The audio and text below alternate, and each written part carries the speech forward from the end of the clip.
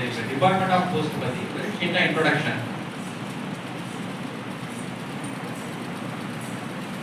Post office எப்ப தொடங்குச்சுன்னு தெரியுங்களா? ஏதாவது கெஸ் இருக்கா?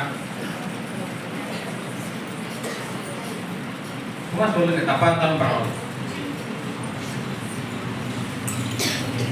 ஆஃப்டர் இண்டிபெண்டன்ஸ் இல்ல பிஃபோர் இண்டிபெண்டன்ஸ், ஏதாவது ஐடியா இருக்கா?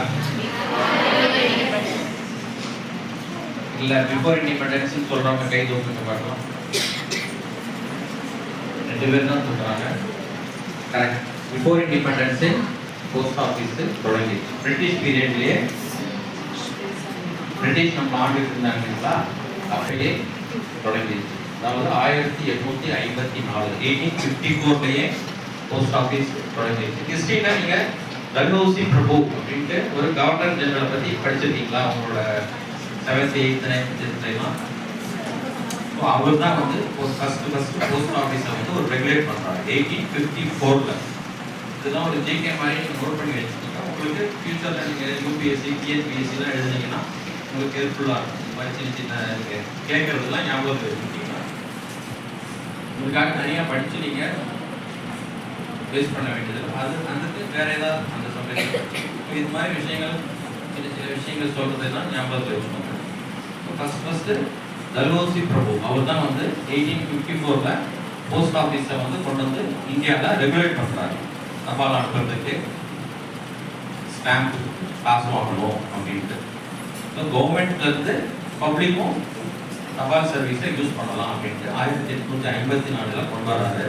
இப்போ 1854 தொடங்கி இருந்தா இன்னைக்கு தேதிக்கு இந்தியா போஸ்ட் டிபார்ட்மெண்ட் ஆஃப் போஸ்டோட ஏஜ் என்ன சொல்லுங்க?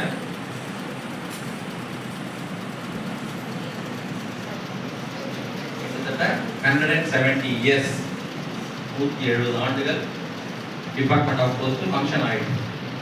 1854 இருந்து 2025 வரும். நிறைய துறைகள்லாம் மத்திய அரசுலையும் சரி மாநில அரசுலையும் சரி, டிபார்ட்மெண்ட் ஆஃப் போஸ்ட்ங்கிறது சென்ட்ரல் கவர்மெண்ட் கீழே ஃபங்க்ஷன் ஆகிற ஒரு டிபார்ட்மெண்ட் இல்லைங்களா?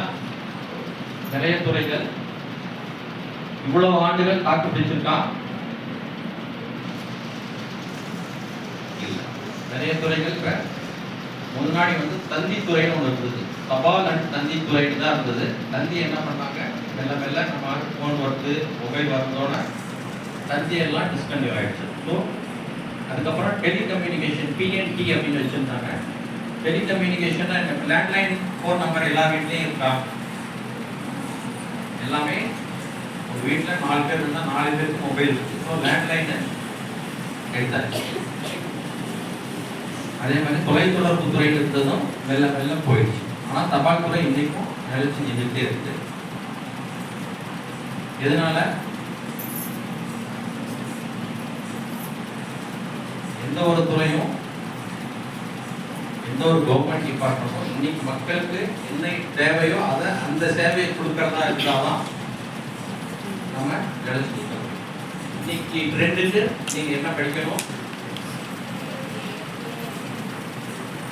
எல்லா படிப்பும் படிக்கலாம். ஆனா ரொம்ப டிமாண்ட் எதுக்கு இருக்கு? ஏஐ. ஸோ இன்னைக்கு நீங்க ஏஐ படிக்காம வேற ஏதாவது பழசு ரொம்ப பழமையானது படிச்சுட்டு இருந்தோம்னா நமக்கு வேலை கிடைக்குமா?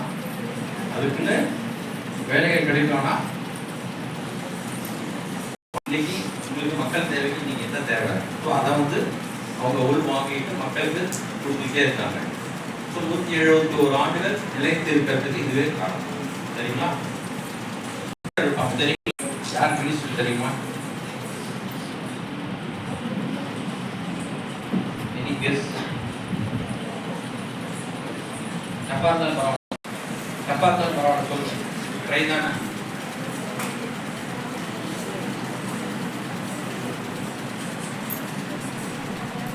நானே சொல்லிடவா?